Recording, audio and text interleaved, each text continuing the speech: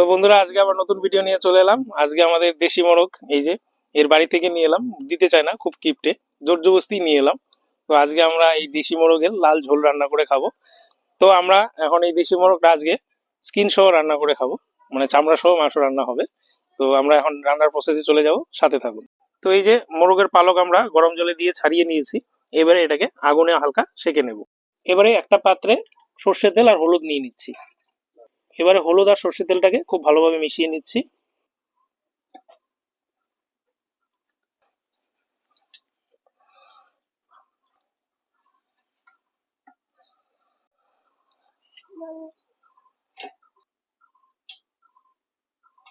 হলুদ মাখানো হয়ে গেছে, এবারে আমরা সেঁকে নেব।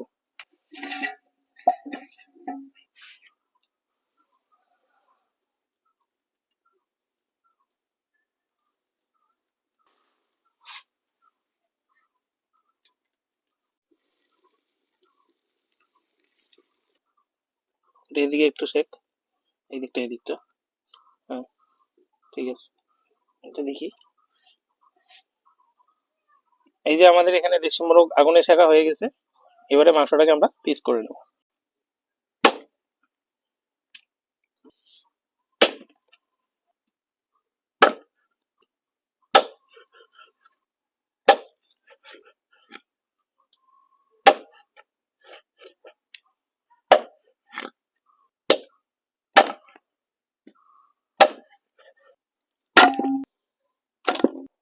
এখানে সব মাংস পিস করে নিয়েছি। এই যে দেখুন, মাংসটা দেখুন কত সুন্দর পিস হয়েছে। আর মাংসটা দেখুন একদম লাল। দেশি মোরগ মাংস একটু এরকম লালই হয়। এবারে মাংসটা ভালোভাবে ধুয়ে পরিষ্কার করে নেব। তো আমাদের ভিডিও বানাতে বানাতে প্রায় রাত হয়ে গেল, একটু বিশেষ কারণে। তো আমরা এখন রান্না করে নেব। তো এখানে কড়াই গরম করে নিয়েছি। এবারে প্রথমে সর্ষের তেল দিয়ে দেব। তেল গরম হয়ে গিয়েছে, এবারে তেজপাতা ফোড়ন দিয়ে দিচ্ছি। কয়েকটা গোটা শুকনো লঙ্কা দিয়ে দিচ্ছি। এবারে আমি এখানে কয়েকটা দারচিনি, দুটো ছোট এলাচ, একটা বড় এলাচ এবং কয়েকটা লং ফোড়নে দিয়ে দিচ্ছি। এবারে কেটে রাখা পেঁয়াজ দিয়ে দিচ্ছি।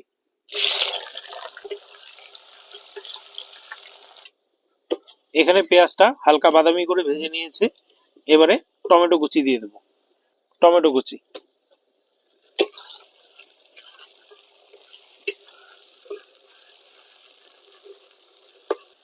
এখানে টমেটোটাও ভাজা হয়ে গেছে, এই যে দেখুন। এবারে মাংসটা দিয়ে দেবো।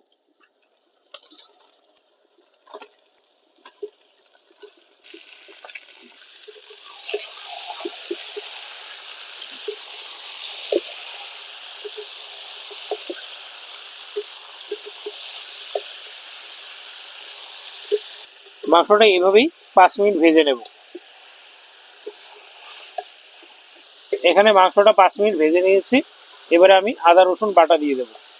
প্রথমে আমি রসুন বাটা দিয়ে দিচ্ছি, এবারে আদা বাটা দিয়ে দিচ্ছি।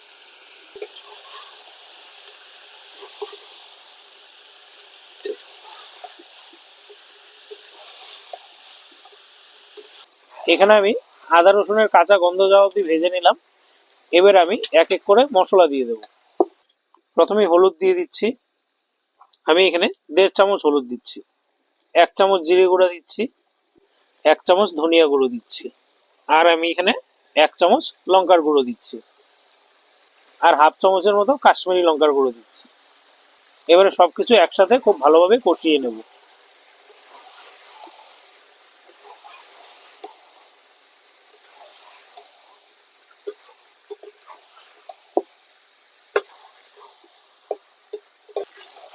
এখানে মশলাগুলো আমি খুব ভালোভাবে মিশিয়ে নিয়েছি।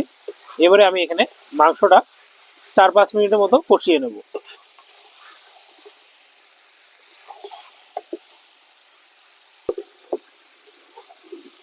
মাংসটা কিন্তু এখানে কষানোর সময় কন্টিনিউয়াসলি নাড়তে থাকতে হবে, নইলে মশলাগুলো কড়াইয়ে লেগে যায়। মাংস আমি এখানে 5 মিনিট কষিয়ে নিয়েছি। এবারে কেটে রাখা নতুন আলু দিয়ে দিচ্ছি।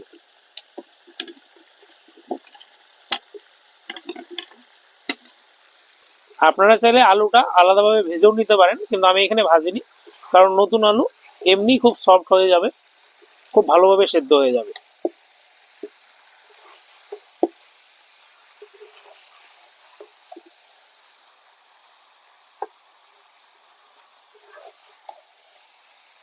আমি এখানে আলু দেওয়ার পরে আরো 3-4 মিনিট কষিয়ে নিয়েছি।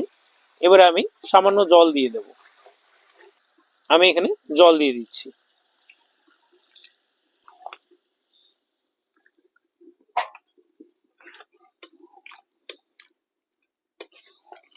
এবারে আমি স্বাদ মতো লবণ দিয়ে দেবো। লবণটা ভালোভাবে মিশিয়ে নেব।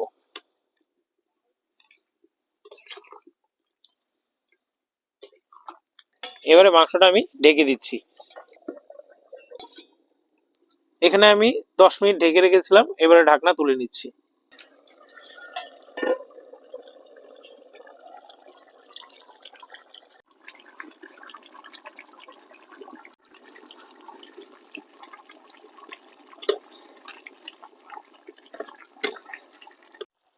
মাংসটা আমি এখানে এখন এইভাবেই 10 মিনিট কষিয়ে নেব। এবারে মাংসটা আমি এখানে কষিয়ে নিচ্ছি। এই দেখুন মাংস থেকে কত সুন্দর তেল ছাড়তে শুরু করেছে। এই যে সাইডগুলো দেখুন কত সুন্দর তেল ছাড়তে শুরু করেছে। মাংসটা আমি এখানে 10 মিনিট কষিয়ে নিয়েছি। মাংসটা এখানে খুব ভালোভাবে কষানো হয়ে গেছে।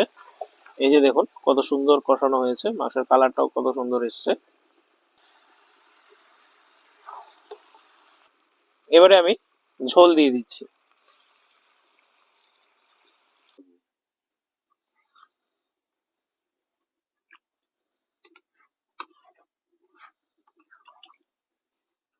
এবারে কয়েকটা চেরা কাঁচা লঙ্কা দিয়ে দিচ্ছি।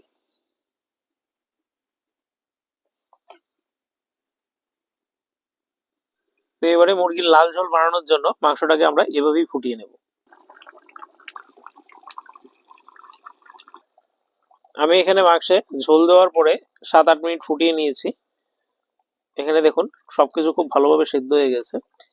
নতুন আলুটাও দেখুন কত সুন্দর সেদ্ধ হয়েছে। এই যে একদম খুব ভালোভাবে সেদ্ধ হয়ে গেছে। তো আমাদের দেশি মোরগের লাল ঝাল একদম রেডি। এবারে সামান্য গরম মশলা দিয়ে নামিয়ে নিলেই হয়ে যাবে। এবারে এখানে সামান্য গরম মশলার গুঁড়ো দিয়ে দিচ্ছি। আমি এখানে হাফ চামচের মতো গরম মশলার গুঁড়ো দিচ্ছি। গরম মশলার গুঁড়োটা একবার ভালোভাবে মিশিয়ে নেব।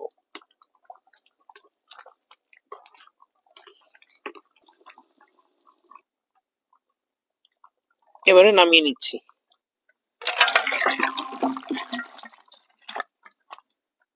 তো এই যে দেখুন চামড়া সহ দেশি মোরগের লাল ঝোল কত সুন্দর হয়েছে। এই যে দেখতেই পাচ্ছেন ঝোলের টেক্সচারটা একবার দেখুন, খুবই সুন্দর হয়েছে। এই যে দেখুন ঝোলটা কত সুন্দর হয়েছে। চামড়া সহ দেশি মুরগির এই লাল ঝোল আপনারা যদি গরম ভাতের সাথে খান খুবই ভালো লাগবে। আর কেমন লাগলো এই মুরগির লাল ঝোল রান্না অবশ্যই কমেন্টে জানাবেন।